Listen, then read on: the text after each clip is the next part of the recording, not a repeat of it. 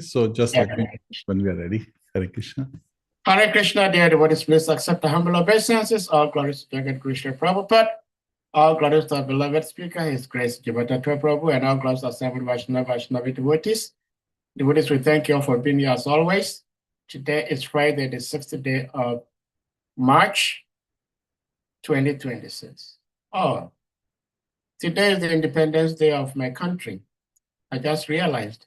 I didn't even realize. Yes. Prabhuji, we're very grateful as always to have your association. And let me say this. Things are changing in my life, but some time ago, I always like to feel that I look nice.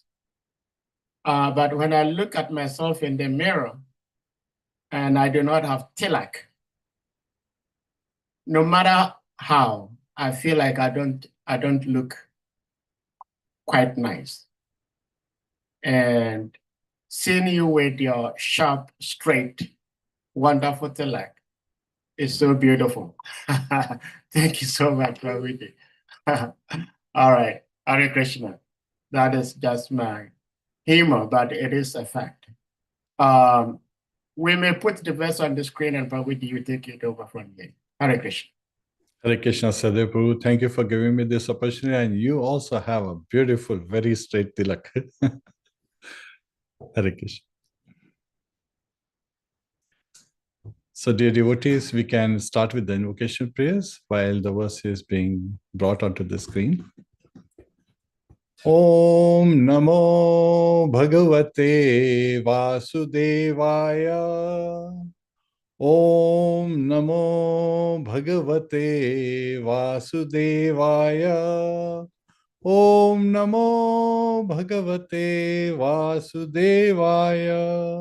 Narayanam Namaskritya Naram Chaiva Narottamam Devim Saraswatim Vyasam Tato Jayam Udiryet Shravataam Swakatha Krishna Punya Shamana Ketanaha Hridayantasto Hya Bhadrani Vidhunoti Suhasatam Nashta Prayeshva Bhadreshu Nityam Bhagavata Sevaya Bhagavatir Uttam Shloke Bhaktir Bhavti Nashtiki. Hare Krishna, dear devotees. So today we are covering a beautiful verse from the third canto, chapter 16, verse 22. And please join us in the recitation of this verse.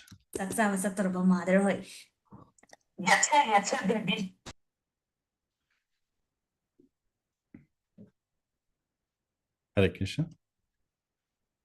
Dharmasya te bhagavata stri yuga kritribhi swahe padpischara charamidam dvijate vatartham nunamritam tad abhighati rajastamascha satvena no varadaya tanuva nirasya. Once again. Dharmasya te bhagavata stri yuga tribhi swe padbhischara charamidam tija devatartham nunamritam tadabhighati rajastamascha satvena no vardaya tanuva nirasya. Word for word synonyms.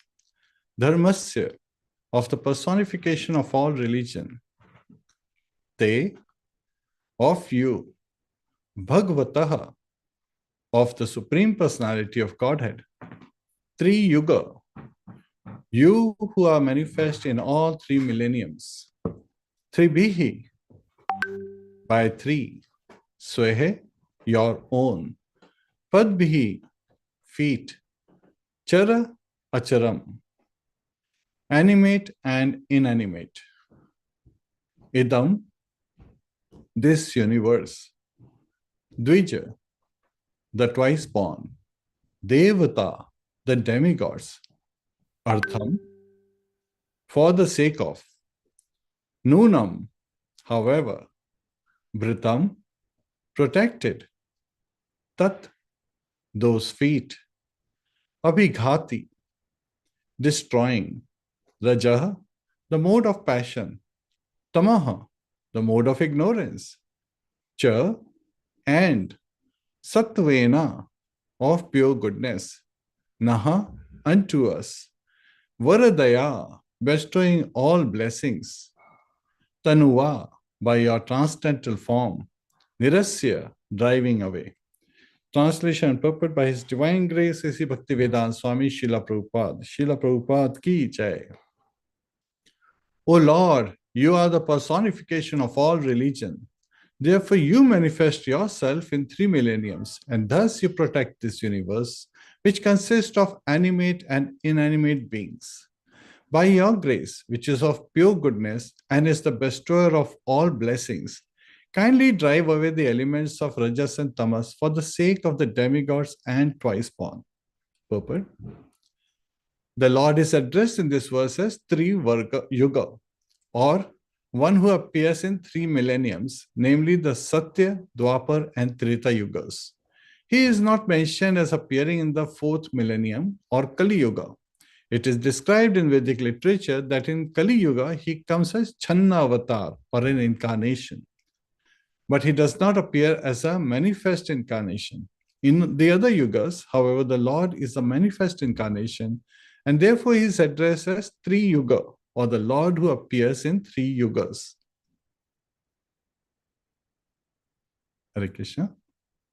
Let's see if there is more. Sridhar Swami describes 3 yuga as follows. Yuga means couple, and 3 means 3. The Lord is manifested as 3 couples by his 6 opulences, or 3 couples of opulences. In that way, he can be addressed as 3 yuga. The Lord is the personality of religious principles.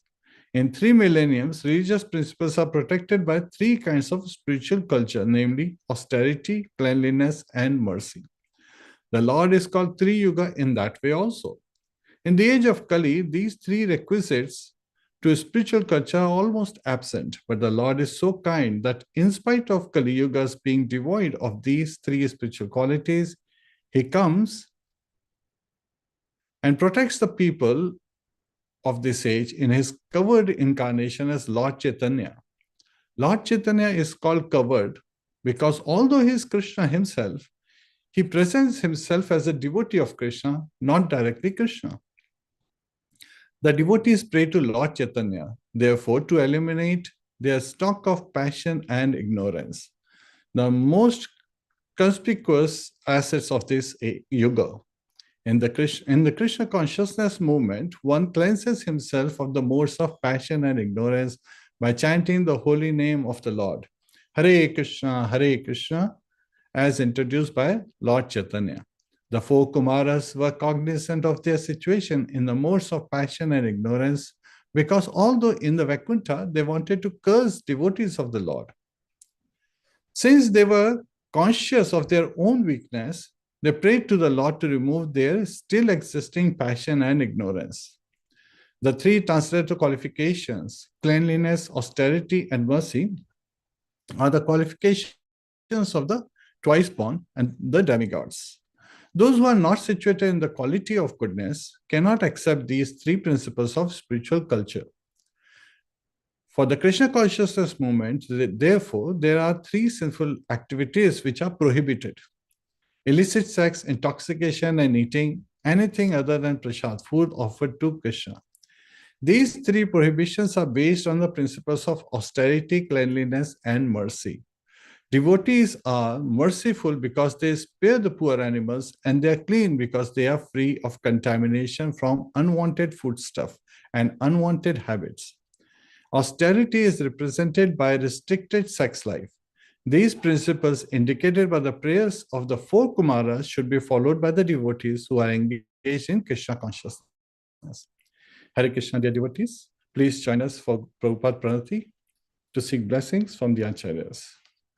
Namo Vishnupadaya Krishna Prishthaya Bhutale Srimate Bhakti Vedanta Swami Niti Namine Namaste Saraswate Deve Gaurvani Pracharine Nirvishesha Shunyavadi Paschatya Deshatarine Om Ajnana Timirandasya Gyananjana Shalakaya Chakshurudmilitam Yena Tasmai Shri Guruve Namaha. Mukam karoti vachalam pangum langhayate girim yat kripa tadaham vande Shri Gurum Dina Taranam. Hare Krishna, Hare Krishna, Krishna Krishna, Hare Hare, Hare Rama, Hare Rama, Rama Rama, Hare Hare. Hare Krishna, dear devotees. So, in this verse, Sridhar Swami's three reasons for three yoga have been explained. So, first is that the Lord appears in three ages: Satyuga, Dwapar Yuga, and Treta Yuga. But in Kali Yuga, he appears as Chandavta. Chanda means covered. So, he is appearing, it is Krishna himself, but he is appearing as his own devotee. Why? Because he is in the mood of Radharani. He is wondering what is that enjoyment that Radharani gets when she is serving him, because he is not able to relate to that. So the best way to relate to that is by being one. So he takes her mood. And of course, when Radharani learns that Lord Krishna is taking on my mood, she was immediately concerned. This is transcendental anxiety, by the way, that, like when she is thinking of Krishna, sometimes she falls and hurts herself, by falling on the ground or by hitting different objects. So she was saying, oh, if he's appearing, I should be his external covering. So that's why he appears with a golden complexion. So again, Sapta Kanchan, Gaurangi, Radhe Vrindavaneshwari. Her complexion is like molten gold. And Gaura Sundar is also appearing with that molten gold complexion. So in the three ages, the three millenniums, namely Satya, Dwapara, and Treta Yuga, he is appearing in different colors. Now, the four pillars have been discussed in this verse. And it's very interesting that in the purpose, Srila Prabhupada said that the devotees must follow three things that should not be taken up. Sometimes there was some conversation among the devotees. They were saying four regulatory principles are very difficult for the people of this Kali age to follow. So maybe we should make one optional. And somebody gave reference to this purport. So it was very interesting that how our mind is so vicious, it rationalizes, uses the same purport, but Prabhupada is saying because these three qualities were diminishing the three pillars of dharma. So again, we know that austerity, cleanliness, mercy, and truthfulness, these are the four pillars of dharma. This is in the very first canto, very nicely described. However, sometimes the tendency is people look at different purports of Srila Prabhupada and try to rationalize. Let's look at it because he is saying that devotees should follow because these have diminished in the current age. Not to give up, that has not diminished. Truthfulness is still there. Yes, it's diminishing because of the cheating propensity, and the propensity to be delusion and to make mistakes. So those are, limited senses. So those four defects in this material life that cause the truthfulness to further diminish. But we should not give up truthfulness. We should stay with it, while also building the three other pillars. So Sridhar Swami has very nicely described that Lord is appearing. Now, sometimes people ask, we are talking about the three qualities that have have diminished in this Kali age. And where is the difference? So yes, there is a reference. Krite tadadhayate Vishnum tiretayam yajato make dwapare paricharyayam kala tadhari ketanat. It's in the 12th canto, 3rd chapter, 52nd verse. That in Krita age, in the Satyuga, dhyayate Vishnu, because people could meditate on the Supreme Personality of Godhead and would attain perfection. Tretayam yajato make. But as Treta Yuga appeared, the first pillar diminished. So the austerity could not be performed, but cleanliness was still there. So the 6 types of cleanliness, the host, the samagris, the place, the yajna, and all those cleanliness, purification, cleanliness, was still there. So they could still perform yajnas. Now in Krita age, when austerity was there, people had to would perform yajnas for tens of thousands of years. Like we have example of Prachetas. They were in Satyuga and they performed 10,000 years underwater. My dear devotees, pay attention. They performed it underwater. All 10 brothers, and Lord appeared to them and bestowed them, empowered them to be great rulers. So sometimes people think, oh, wow, that must be a really good, great thing to do. And sometimes we do see people sitting in meditation and you ask them, who are you meditating on? And sometimes I get a response like, I'm meditating on Brahman. And I was like, okay, there is a verse in Bhagavad Gita that says, I don't tell them, but again, I realize it reminds me, because that was before taking to Krishna consciousness. Even I was under that impression. But when I read this verse, it immediately made it clear that's not the right path. क्लेशो अधिक तरस्ते शाम अव्यक्ता सक्त चेत साम अव्यक्त ही गतिर दुखम देहवद्भिर व्याप्यते. So those who are meditating on the Brahman, which does not have a form, and by the way, form in Sanskrit means murti. So sometimes people say we don't have statue or murti, we have deities. Well, deities have a form too, so they're murti too, and beyond, much more than that, because they are alive. The Lord is present. So here, in this case, we have to look at it that for an embodied being, it is very difficult, Lord Krishna is saying, to meditate on unembodied Brahman. So, and in Satyuga, Vishwamitra was also there and he meditated for 60,000 years. Menka appeared and all his austerities became nil. It was all spoiled by the plans of Indra by sending this Apsara, Menka. So it's not very easy. And you have to perform those Ashtanga Yoga, right? So Ashtanga Yoga starts with, you have Yam Niyam, Pranayam, Asan, Pratyahara. Well, these are the beginning preparation stages. Then comes Dharana, where you meditate on the complete form of the Lord. So they actually also say complete form of the Lord. So it's not having no form. And then comes Dhyana, meditation, and Samadhi is complete absorption. Well, by the grace and mercy of Srila Prabhupada, this process has become so easy because he made such complicated, complex, sophisticated verses so easy for us to understand, so that we can engage in devotional service and easily attain the level of Samadhi with engagement. So that's something we'll be also looking today. So in Treta Yuga, you can perform fire sacrifices, but they have to perform them for thousands of years. And there was a test before doing anything. You actually want to make sure that things are valid. So what they would do is to test that the mantras are still pure, and they would actually offer, a body of an entity and a dead body, and it would come out from the fire in a human form. So that was the test. So we hear about, even in Dwapar Yuga, there was great sages who could perform such yajnas with so purity that Draupadi appeared from the fire. Drishtadhyumna appeared from the fire. And in those cases, there were two horses, of she and of he horse. They were sacrificed in this fire. And they appeared. And it was not the same horse whose soul was there. They received another form, but lost potency, caused Draupadi to appear from the fire. But in the Dwapar age, this austerity as well as cleanliness diminished, but mercy was still there.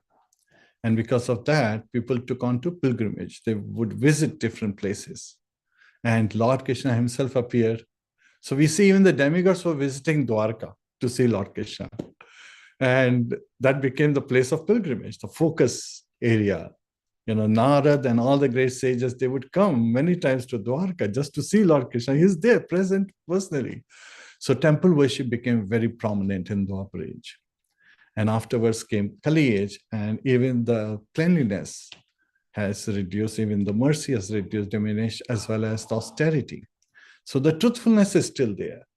So Srila Prabhupada is not saying that we should embrace those other things, but we should also not give up truthfulness. So all four pillars needs to be established. And that is the basis for Krishna consciousness. So Sridhar Swami is giving this three yuga perception. Now, one of the interesting thing is we see that when the Lord Krishna's name giving ceremony was being performed, at that time also, uh, Gargacharya, he is the priest of the dynasty of Yadu Vanshas. So he actually says that this boy had previously appeared in different ages, in different colors. So he gives the reference of Satyuga, right? So that Satyuga, the Lord is white. So again, there is in 11th canto of the Gita, we hear Lord Krishna revealing that Lord is white and four-armed, has matted locks and wears a garment of tree bark. Well, who does this remind of? I'll give you a hint. He has three heads. Lord Dattatreya. So this is none other than direct reference to Lord Dattatreya. And also there is Hamsa that also happened in Satyuga. So that's also white. We know swans. Hamsa means swans. And everyone who was born in Satyuga were referred to as Hamsas because they could give Hamsa, the swans have this special quality that you mix water and milk together and keep it, they will be able to extract milk out of it and leave the water behind. So that was showing the quality of the personality is born in Satyuga who could understand what is not desirable and take the most important thing. Now, again, they could take what they think is the most important thing. And Satyuga is also the time that Hiranaksha and Hiranyakashipu were born. So again, they could differentiate and take what's desirable based on their understanding.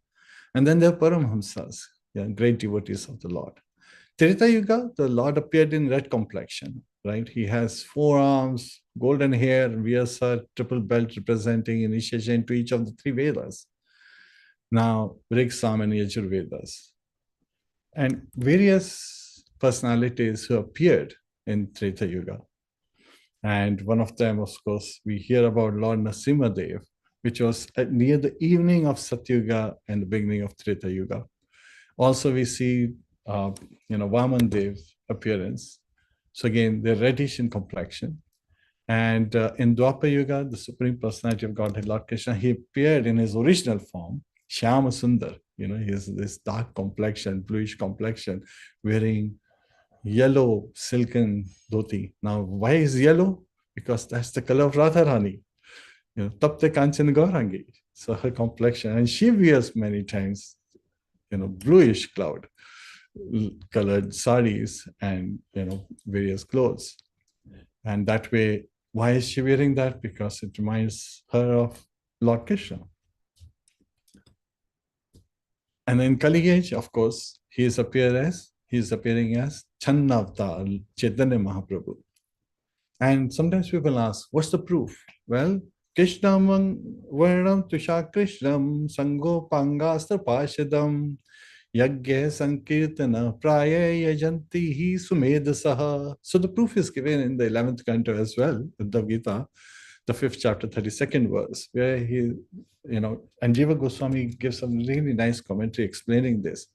The Krishna Varnam Tusha Krishnam. So Krishna is appearing in what form, in what color? Varna refers to the color. That his complexion is Tusha Krishnam. It's golden. It's not dark. It's actually golden. And how is he appearing? When a king appears, he doesn't appear alone. He comes with all his associates and paraphernalia and so forth. Sangha. So all his associates are there. Upanga. Sub-associates are there. And Shastra, Pashadam. So again, Shastra and Astra, his weapons, fully endowed with all decorations, he is appearing. And these are all appearing as personalities. Because he is appearing as Chandavta, so they also take the similar form. And what's the mood? Yagya Sankirtana Praya. So he is starting this chanting of Hare Krishna Sankirtan movement. So again, this is congregational chanting of the holy name. Yajanti hi Sumetsa. And those who are intelligent would follow him. So my dear devotees, you have already been marked as intelligent by Chaitanya Mahaprabhu's appearance. Whoever follows has to be intelligent, because only intelligent person would take to Sankirtan movement. And yes, There is still hope for others who have not yet taken, but will be taking on. And everyone who started, of course, has a past. So we should not look at the past. We should look at where we are headed towards. So today's verse, again, I only gave one of the reasons. Now let me go to other two reasons that Siddha Swami describes. He describes that yuga means couple and three means three. So there are, what are these 3 times 2, 6 potencies that are being talked about. So these are given by Parasha Muni, father of Vyasadev, Shri Krishna, Dvaipanya Vyasadev, father of Shukdev Goswami. So Parasha Muni in Vishnu Puran, he is revealing Aishwaryasya samagrasya viryasya yashashriya jnana vairagayasya sannam bhagaiti gana. Samagrasya is completely in full, 100%. That's right. And Aishwaryasya means one who has Aishwarya, wealth, fortune. And Viryasya, one who has full strength. Yasha, one who is most famous all over the universes, material and spiritual universes. Yasha is famous. Shriya, one who is very beautiful. Jnana Vairagya, one who is all knowledge. And Vairagya, one who is completely renounced.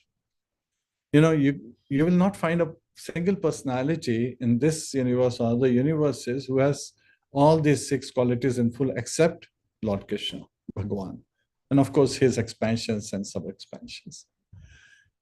So when we look from that perspective, things become very clear why Siddha Swami is saying that he's appearing with all these potencies. If somebody could be renounced, but they may not be very wealthy. Well, sometimes maybe someone could be very wealthy, but they may not be very knowledgeable. So again, those contradictions we see in this material world. But only the Supreme Personality of Godhead, Krishna, has all these 3 qualities. And of course, the 3 pillars we have already discussed today. So those are the 3 reasons Siddha Swami gives in the purport today that we are reading. And this world, again, what are we doing here? Brahman Bhavite Kaun Bhagyavan Jiva Guru Krishna Prasade Paya Bhakti Lata Bija. We are wandering this material world. And fortunate souls, they get the mercy to meet a guru, a bona fide spiritual master, and receive the prasad, mercy of that spiritual master, which is Bhakti Lata Bija, the seed of devotion. So yes, devotion is still there, but that awakening is there, right? Sometimes we would sit in the class, you know, when we were kids, and we would be so absorbed in our whatever we are doing, sometimes called sleeping, also snoozing away, that the teacher would come and simply, softly pat us in the back, and suddenly we will wake up. Yes, we could give various reasons as why that happens, but in reality, that small pat on the back of our head is actually scientifically proven that somebody pats you on the back of your head, it awakens the brain, you know, and becomes conscious of its surrounding. So that was a very known trick, and we didn't know that. So again, the soul's true journey is to rediscover its eternal relation with the Supreme Personality of Godhead Krishna. And the purpose is to return to Vaikuntha. It is said in the scriptures that Lord is more eager to get the suffering conditioned souls back home than we are eager to go back home. How can I explain this again?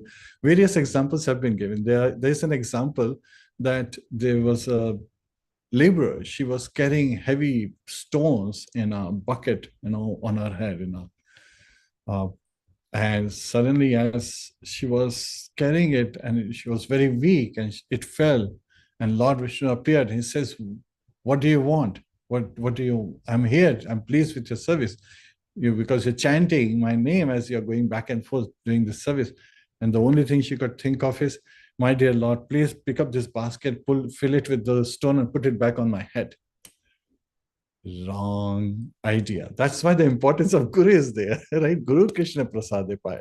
So Krishna is received. And when we go to the temple, many times we see a very important aspect. You know, and I generally, when I see a friend coming to the temple who may not have taken to Krishna consciousness fully and just interested in some religions and coming to the temple, I ask, so what are you asking the Lord today? It's like, yes, today I'm asking for my promotion. And someone would say, I'm asking for this new car. Tesla has come out. It was very new there. So they're asking all these things.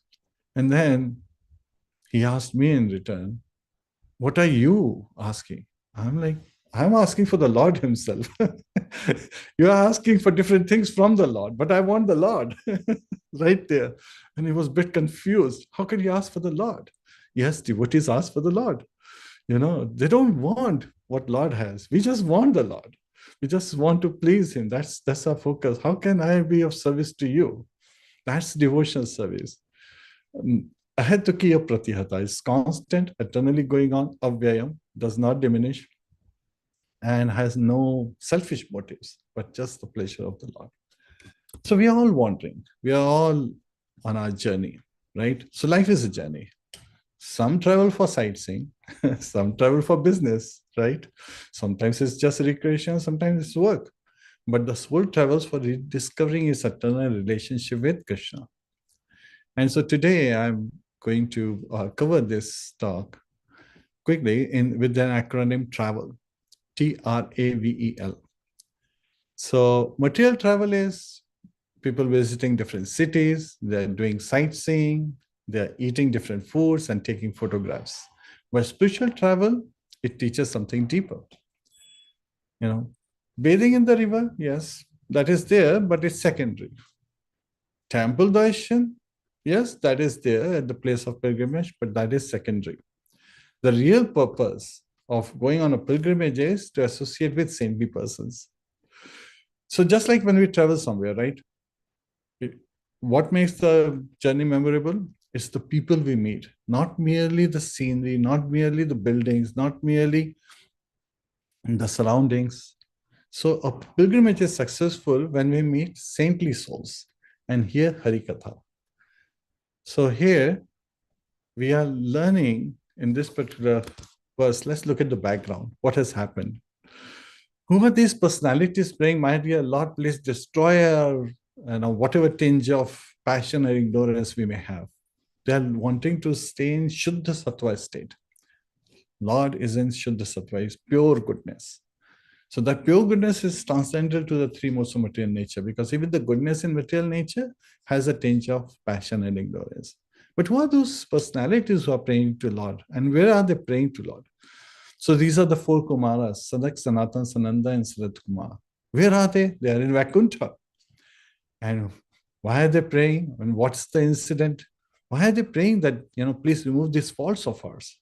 We should be praying always, like Prabhupada says in purport, we should be making an effort to remove these faults. It's because what has happened. So let me take further step back. Diti had approached Kashyapa Muni at the dusk time, and that was inappropriate time to approach her husband. And he, being seduced by her, of course, the husband and wife, they're together, and he says, yes, you will bear 2 sons as a result of this, but they will be demons. So she became very morose, very sad. And she had only approached because of course, she wanted, all her sisters had sons, but she did not have any. So she approached Kashyap Muni to beget a son. But she did not know it was the wrong time. And she had become jealous of her co-wives, again, the sisters as well, who were married to Kashyap Rishi. So because of the pregnancy she got, and then Sage Kashyap also says that they will be destroyed, killed by Lord Vishnu. So they will go back home, back to God. And she was satisfied that, of course, they will attain the goal of life. Knowing it is one thing, experiencing is another thing, as we have discussed in the class earlier. But what happens, she is bearing her husband's powerful semen for 100 years. And these are celestial years, not earthly years. One day of heaven means, again, is 6 months day and 6 months of earthly night. That's the length of a day. And during that time, what has happened, everywhere there is darkness. Demigods, they become bewildered. They cannot do, because when somebody asks you to do something in dark, you cannot see things properly. So demigods were also in the same state. They couldn't perform their duties properly. So they went to Lord Brahma, and Lord Brahma revealed that actually the four sons who are your predecessors, they're my sons, Sanak, Sanatan, Sanat Kumar, they are free to wander anywhere in the spiritual world. And so they went to Vaikuntha, and they crossed the six gates because they didn't have any of these six flaws. Kam, Krodh, Lobh, Moh, Mad, Matsara. They don't have any Kam, lust, Krodh, anger, Lobh, greed, Moh, delusion, Mad, pride, and greed, as well as Matsara is envy. And so they were able to cross these six gates because those are the qualifications you need. But at the seventh gate, when they saw these two gatekeepers, they were immediately stopped by these gatekeepers. Now they appear like 5-year-old child, not wearing any clothes. And children, you don't mind, right? 5-year-old small kids wandering around. And when you stop a child from getting what the child wants, what happens? First, the child starts to cry, right? Looking for its parents or someone so that it can still demand. And when they don't get it, they throw tantrums. Well, these are sages. They curse. So they curse Jai Vijay that you think that there's some fault in Vaikuntha, you fall down. Well, the only thing, the fault was Jai Vijay would only allow someone who has devotion to the Lordship. But they didn't see that, those symbols. They were saying carefree, but not careful. And so immediately, as soon as they heard these words, they could understand that the external appearance could be deceiving. And we have all been victim of this, right? So externally, we may think someone looking very affluent, very influential, but as soon as they open the mouth, you're like, oh no, what just happened? And sometimes it's vice versa.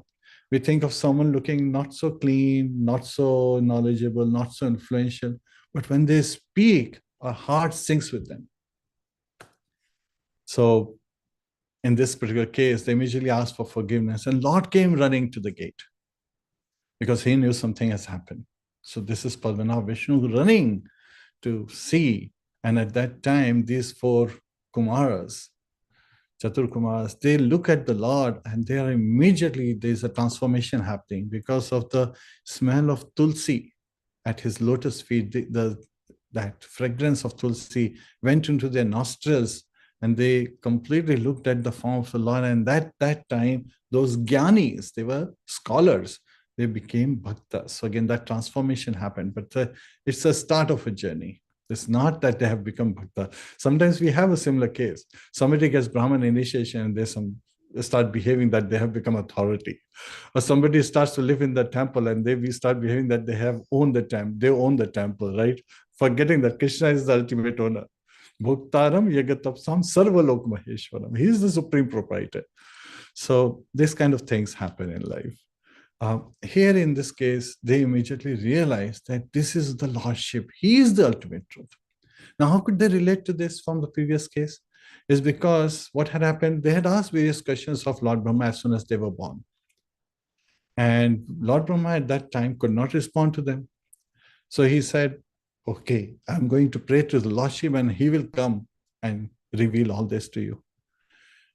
And as soon as Lord Brahma prayed, Lord appeared in a form of a Hamsa avatar. That's also in Uddhav Gita. So I'm giving you a lot of references to go forward and read Canto 11. And now Hamsa means swan. And now he's sitting and he's responding to all the questions that the four Kumaras are asking. Now, Brahma kind of like gives them a hint that Lord has appeared as an avatar. Sometimes this is why we mistake. This is because Lord is Achintya Bheda Bheda Tattva concept is there.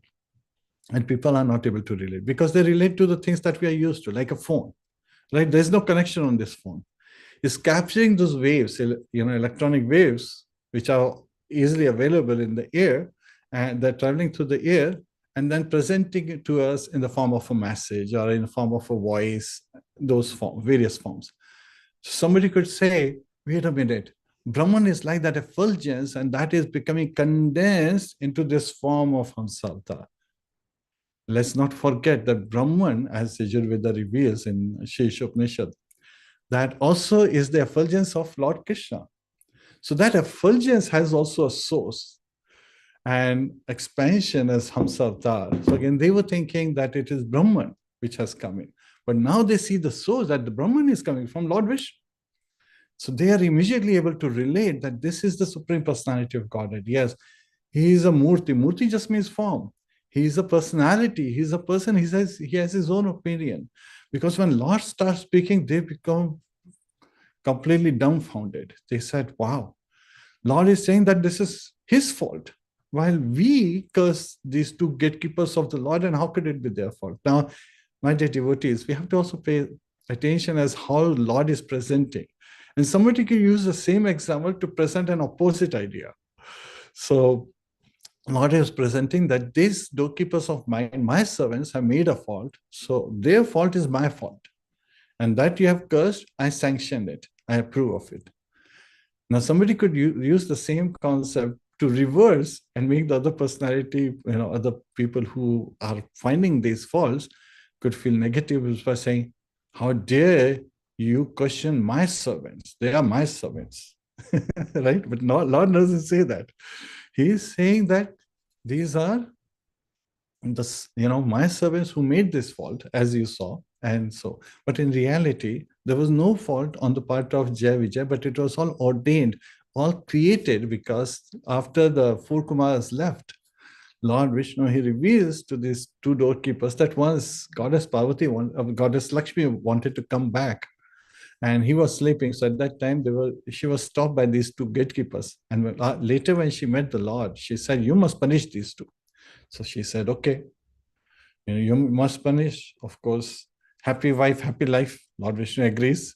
So he says, "Okay, I'll punish them." And the biggest punishment for Vaikunthavasi is to come to the material universe. At the same time, these two gatekeepers, they would see Lord Vishnu in such a form, and that mood of fighting with the Lord was there. But you cannot fight in Vaikuntha.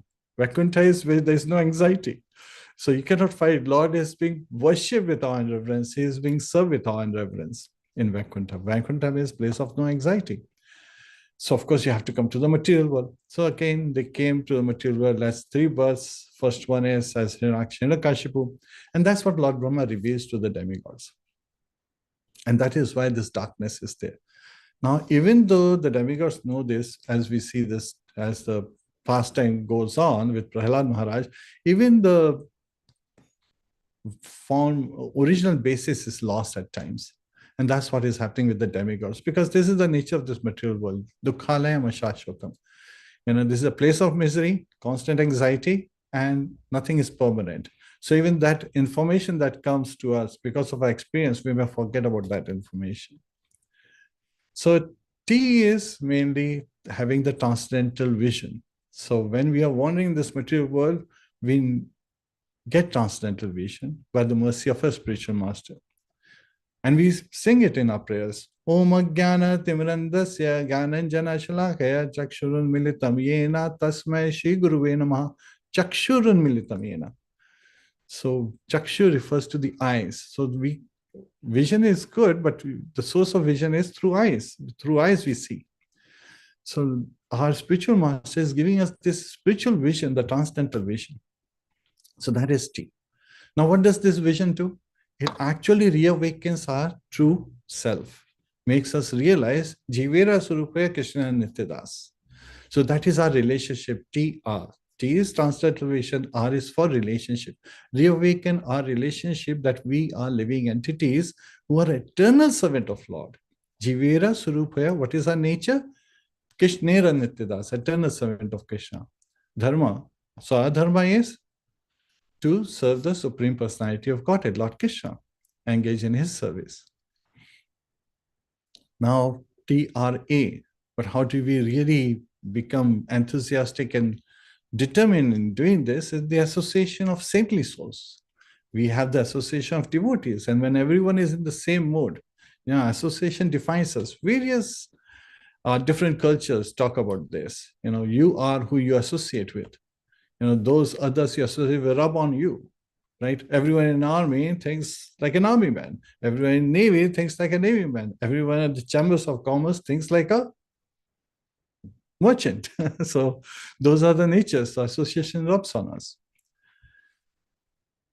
TRAV.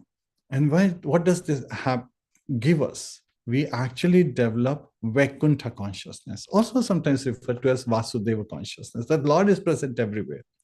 And our purpose is to serve him. So we become conscious and start seeing Lord in different forms. In the beginning, because it's very difficult for us to see, that's why devotees, they normally have this universal form, is something materialists are very much attached to. They think that Vishnu has 4 arms, so Krishna only has 2 arms, so Vishnu is greater than Krishna. He's the cause of Krishna. And then it comes a universal form. They get a little confused. It's like, oh, that's unlimited form. So Krishna has unlimited forms. He must be supreme. So that's another aspect that comes in. So when they are looking from TRAV, Vasudev consciousness, but then when we become, okay, this is our master, this is our relationship, we are in association of devotees, so we should be doing what devotees are doing. And what are they doing? E, engaging in bhakti, devotional service. E is for engaging in bhakti. So we engage our senses, our very self, all our desires for the pleasure of the Lordship. And attaining the final goal is L. L is for love.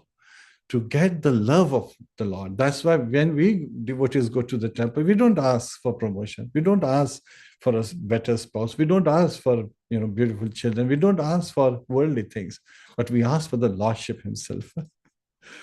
So here, my dear devotees, today I covered how this travel is what we have all taken up as our journey, as our soul's journey, as our journey. And we are all seeking to get Lord's mercy. That love, that's the goal of life. Hiraksha and Hiranyakashipu, they also achieved. They also went back to Vaikuntha. Very soon, Lord said that because Lord blessed them that they would be connected with him in anger. So that meditation is in anger. Later on, they appeared as Ravan and Kumbhakaran. They were also constantly thinking of the Lord. But is that favorable? Well, Srila Rupa Goswami says that's not favorable. That's not anukul, that's pratikul. So they can only attain up to Vaikuntha. And then third time they appeared as Shishupal and Dantwakra. And again, the same anger, they're linked with the Lord and eager to fight with the Lord. So again, that's their journey. However, Srila Rupa Goswami, and we all refer ourselves to as Rupa Nugas, followers of Rupa Goswami, or Prabhupada Nugas, followers of Srila Prabhupada's instructions, not imitating like him, but by following his instructions, we can attain perfection of life and love of Godhead and the association of devotees, having full consciousness of Lord's presence everywhere while we are on this journey back home, back to Godhead. Hare Krishna. Gadra Srimad Bhagavatam ki jai, Srila Prabhupada ki jai, Srila Prabhupada ki jai. Om Tat Sat. Over to you, Sadev Prabhu. Hare Krishna. Thank you so much, Prabhuji, for this wonderful Srimad Bhagavatam Katha. Dear devotees, if anyone may have questions, comments, reflections, realizations, you may want to ask, share, please indicate by using the hand emoji or your physical hand, and you'll be asked to unmute to share your reflections or ask your questions. Hare Krishna. Thank you all so much. I had a question. Let me see if I can put the verse back up on the screen. From the purport, Srila Prabhupada says something, because this is the text we're discussing today, 3:16:22. And in the purport, Srila Prabhupada states that the 4 Kumaras were cognizant of their situation in the modes of passion and ignorance, because although in Vaikuntha, they wanted to curse devotees of the Lord, since they were conscious of their own weakness, they prayed to the Lord to remove their still existing passion and ignorance. My question here is, well, some devotees have explained that 4 Kumaras were not actually in Vaikuntha. They were entering. They were like at the port of entry. They had not entered. But I'm wondering, how could souls who still have remnants of the modes of passion and ignorance get that far? And well, I will end it there. How are they able to get that far, even though they still have a little bit of these modes of passion and ignorance in them? Hare Krishna. Yeah. So the question is, how could somebody having any tinge of mode of ignorance or passion could still enter all the way to the seventh gate of Vaikuntha? So first gate, the test is, do you have any lust? A person may be completely ignorant. I'll give you an example. My father used to tell me about this story, that a great sadhu goes to a village and he teaches everyone that lying is a great sin. And he was telling them how people lie to get different things. And at the end, he asks a question. He asks, do you have any question? And an old man, he raises his hand. He says, yes, what's the question? The old man gets up and he says, we didn't know that even lying is a thing. We just used to say whatever as a fact it is. You have taught us how to lie now to get what we want. So that sometimes we have to connect with the crowd. It's very important for the preacher to know where the crowd is so that they can lift them. So this is ignorance. They didn't know that lying is a thing. And now the preacher has by mistake taught them something that is unfavorable. So somebody could be ignorant and may not have any karma, any lust, any attachment to anything around them, because they may not know if these things are of any value or not. Right? If you're in a jungle, you're in so much fear, you don't really care whether you're sitting under a sandalwood tree or if there are jewels on which you are walking, because you are in a dark state. That's what ignorance is. The tamas. Tamas means darkness. Passion, that's another thing. Sometimes people are so much passionate about something that they ignore everything around them. So they may not have any desire. And an example could be, they were like the four Kumars, they were so much passionate about observing the scenery in Vaikuntha that they were able to cross through. So there's both of those could be there. So the tinge they recognized. And why did they recognize? Let's look at it. That they realized that these are the gatekeepers of the Lord. And who they were thinking Brahman, but when they saw the form of Lord Parama Vishnu, they immediately understood that he's the cause of that Brahman we saw earlier, that Hamsa avatar. And so, knowing the source, they said, wait a minute, if his servants have stopped us, then there must be a purpose. And it is in our ignorance that we cursed this residents of Vaikuntha. So that's another thing. They immediately realized that these two doorkeepers knew exactly what is there. So Krodh, they didn't have any anger. Sometimes, you may not feel any anger. Maybe you justify what the other action is, or you have understood that everything is happening by Lord's desire, so there's no need to get angry. While Arjuna has a need for anger in service, but that's transcendental anger, because Lord Krishna wants him to be angry on the battlefield. So there are different kind of anger. We're talking about material qualities. So this way, Kam, Krodh, Lobh, Moh, Mad, Matsara, those 6 gates look at these qualifications.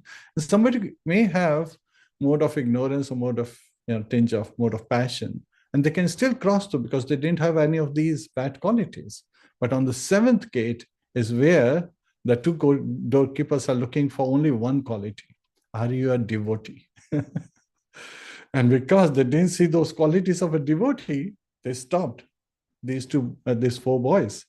And even though it was cursed, it was ordained by the Lord. Does that answer your question, Prabhu? Yes, very much. Yes, it does. Thank you so much. Yes, it's very interesting how some things become obscured, like not very clear, but somehow you ask and you realize it wasn't all that obscured. It wasn't all that difficult to understand. So thank you for doing just that. I'm Sadhuta Prabhu, please you may unmute. Yes, I'll be back. Oh, okay. I'm kind of something. All right. I'll be back. Anyone else with something to ask, please? Well, folks, go ahead. Shrimavara Acharya Prabhu, yes. Please, you may unmute. Hare Krishna. Hare Krishna. Thank you very much. Close to Srila Prabhupada.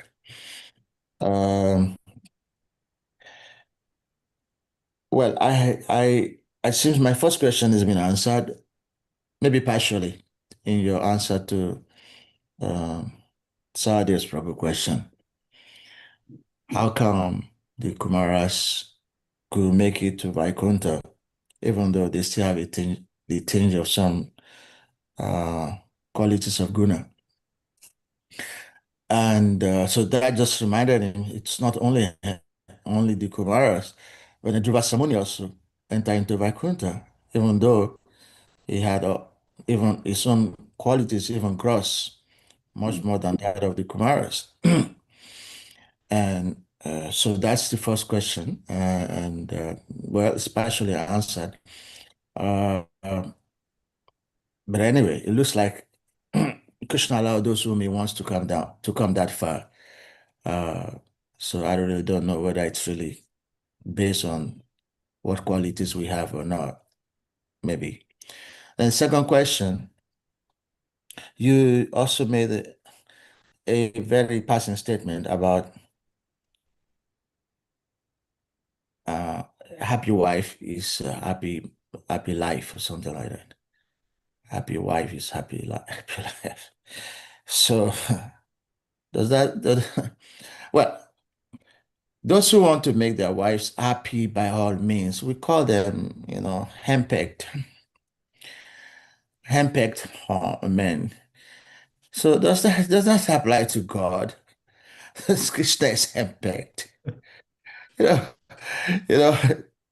So anyway, sometimes we make this kind of analogies and we don't really know, does that really apply to Krishna, the Supreme Lord? Hare Krishna, these are my questions. Hare Krishna. So first question, the response is comparatively simple. So again, in this material universe also, Lord is present. We hear about Dhruvas getting Dhruva planet, right? We refer to as North Pole, or North Star, sorry. And so Lord is also present there. Because remember, when Dhruva was taken to North Star, he was taken in a spiritual plane. And again, the two gatekeepers, the messengers had come, Vishnu Dutas, who took him back, and also his mother. But that's present in this material universe, within the material universe, because Lord is present everywhere, and he can decide to be present also in the material universe. This place also is there, and then there is a Shweta where Lord Shirodakshai Vishnu is lying, so that's also there. In Satyalok, where Lord Brahma is present, there is also a Shiv Sagar, and Lord is present there also. So three places we can easily see that Lord is present. So Durvasa Muni didn't have to even go out of this material universe. He could see the Lord within this material universe by the dint of his yogic power.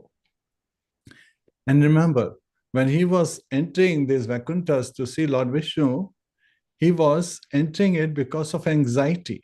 So there was only one thing on his mind, anxiety. And Vaishnava Nam Yatha Shambhu. So Lord Shiva is the greatest Vaishnava. Durvasa is an expansion of Lord Shiva. And for that anxiety to be taken away, he was running everywhere. And he was allowed entrance everywhere because there was a lesson Lord wanted to teach us through that example. Sometimes we think that, if someone is a sannyasi or a great ascetic, they may be much greater than a householder. That is to show that a householder, even a king, a kshatriya, who's full of mode of passion, is a devotee, is much higher than an ascetic who is in mode of goodness, but not a devotee. So again, that's differentiation has been called out. And is, how a devotee is so humble in their submission. So that's response to the first one. So he didn't even have to go outside the material universe, outside, the universe of material universe, not even, the domain of Mahavishnu, to Vaikuntha. While the four Kumaras, they could cross over, spiritual as well as material universes. So there is no boundary for those four Kumaras, except for that seventh gate. And it's very interesting that even today means they are hearing to Ananta Shesh at the bottom of our universe, at the bottom of these 14 planetary systems, the glories of the Lord. So they are so much eager to, first become qualified. That it's not important that we go and see the Lord. There is a saying by the Acharyas that we should worship and serve him so well that he would want to come and see us. When we go to the temple, we don't just go to see the Lord, we also want Lord to see us. So again, those aspects are also there. Now, you talked about happy wife, happy life. There are many times even Acharyas have used a similar concept that Lord doesn't want Goddess Lakshmi to become upset at times because she had a valid reason that she wanted to see him, she couldn't see him, and that caused that separation. Lord actually created the separation also with an intention. So there is a reason behind a reason, because he wanted her to feel that his service, even for Goddess of Fortune, is not so easy to get. If the devotional service is a privilege, it is not a right. And even Goddess of Fortune may be denied service. She is denied entrance to Vrindavan. The Gopi said, "You're not qualified." So she's meditating for 1,000 years, and these are celestial ages, so that she may get an entrance to Vrindavan. When devotees, we go and visit Vrindavan, what is our mindset in Vrindavan? Sometimes we are here and having Vrindavan consciousness or Vasudev consciousness or Vaikuntha consciousness. While going to Vrindavan, we have what kind of consciousness? We may be carrying Loi Bazaar consciousness. We may be carrying just seeing a devotee's consciousness, or we may be carrying a mercantile consciousness. So again, consciousness is what Lord's focusing on, his bhav grahi janardana. So is it okay to think that Lord is independent? Yes, he is Swarat, he is completely independent. And is he handpicked? No. Yet at the same time, he creates situations. Srila Prabhupada himself wrote that in Dwarka, Lord Krishna, when he would hear the crowing of the cock, in the morning, he would wake up and leave. Well, all his queens used to think that Krishna is a hand-packed husband. But Lord was not attached to any of them. But he may do a show of that, that I am doing this to please you. So Lord, he reciprocates. As one surrendered to me, I reciprocate accordingly. Yet at the same time, we saw in Vrindavan, Lord is telling gopis that I cannot pay your debt back. So you would say, wait a minute, Bhagavad Gita, he says he would reciprocate. Why can't he pay his debt back? Because she loves him so much, Lord feels incapable of reciprocating that depth of love. And especially the love of Radharani, the topmost worshipper. Radha comes from Aradhita. So those aspects bring into action, yes. So sometimes when we say handpacked, because that's how Lord is showing himself to be. But there's a reason behind that reason. And the reason in this case is that he wants even Goddess of Fortune to recognize that devotional service is not easily available. It is rarely obtained. Hare Krishna. Does that answer your question? Thank you. Yeah, just one last one. It's a good thing you mentioned that example of that Dhruva ceremony is Lord Shiva's incarnation. And then I was thinking about that already, that, maybe because it was Lord Shiva's incarnation. But then Lord Shiva had to go to Vaikuntha at one time because a demon was chasing him. And the demon also entered in Vaikuntha. He was a demon. But he also entered into Vaikuntha, isn't it? No, actually, you're talking of Vrikasur. Vrikasur did not enter Vaikuntha. Lord Shiva prayed to Lord Vishnu. So Lord Vishnu appeared in a form of a young Brahmana boy. On his running, so he was still running on the ground, Lord Shiva is doing, and wherever he was going, yes, this demon Rakasur was going, because his focus, again, the consciousness is, he is not looking for anything, he's just looking to, get Parvati. So he's running, chasing after Lord Shiva, and Lord comes in the form of a Brahman boy. He's like, I know your father, Shakuni. He's a very nice gentleman. You are his son. So immediately the demon looking at a very sweet looking Brahman boy standing in front of him and talking very sweetly. So he stops. He's like, why are you chasing Shiva? He's like, because I want to test his bone. And it's like, oh, he's gone crazy. You know, he's been living in the crematorium and all that. So his bones don't work. If you don't believe me, put your hand on your head. And the demon, without thinking much, puts his head on his head. What happens? 1,000 pieces. So he was not in Vaikuntha at that time. Hare Krishna. Thank you very much. Hare Krishna. Hare Krishna, thank you so much. Lots of amazing, wonderful pastimes. This may be the last interaction because Prabhuji has to leave quite soon. Hamsarita Prabhu, yes, please, you may unmute. Hare Krishna, Grace, Hare Krishna. please can you accept my respectful obeisances, all grace to your Guru Sri Prabhupada, and all grace to you, and all grace to the wonderful assembly devotees. Thank you for the wonderful class, as always, and thank you for sharing one of the explanation of Hamsa. It's one of my instruction my Guru Maharaj gave to me to find the meaning of Hamsa, Hamsa Duta. He told me one and he said I have to find the rest. So thank you for the one you said. I've heard it before, but today you explain it more further when it started from. So thank you so much. I have okay. I have only one question because of your time. So my question is that when it said that Haridas Thakur is Lord Brahma and Prahlad Maharaj, what exactly does that mean? Is it that the soul of Prahlad Maharaj and the soul of Lord Brahma merged together, or the two souls living in one body? And if it is said that two people are one soul, what exactly does that mean? It means that the soul has divided in himself to take the body of two different personalities. Or what does that mean? This is my humble question. Hare Krishna. Hare Krishna. Chaitanya Mahaprabhu appeared in the mood of Radharani. Haridas Thakur appeared in the mood of Prahlad. His concentration, his samadhi was always on the chanting of the holy name.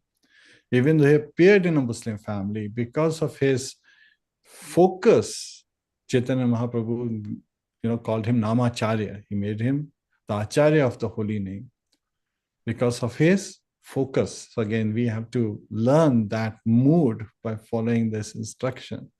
It's the quality that has been called out. Sometimes people talk about, yes, he was chanting 3 lakh names, which is 192 rounds of japa beads. And they look at the quantity, but we also have to focus on that quality, and that is the mood of Prahlad Maharaj that has been identified. Hare Krishna. Does that answer your question, Prabhu? Yes. So it's not, so it's the mood, not the soul. Yes. Yes, thank you. Thank you so much. Well, Hare Krishna. Hare Krishna. Dear devotees, we thank you all as always for being here. Our revered speaker has to leave for another assignment, and therefore we're going to humbly request you all to kindly unmute yourselves, and we all with one love, one heart, chanted the Hare Krishna Maha Mantra to express our deepest appreciation to our revered speaker, His Grace JIVA TATTVA, for sharing his love and wisdom with us all today. Please, you may all unmute Jai. Hare Krishna, Hare Krishna, Krishna Krishna, Hare Hare Rama, Hare Rama, Rama Rama, Hare Hare. Pancha Kalpa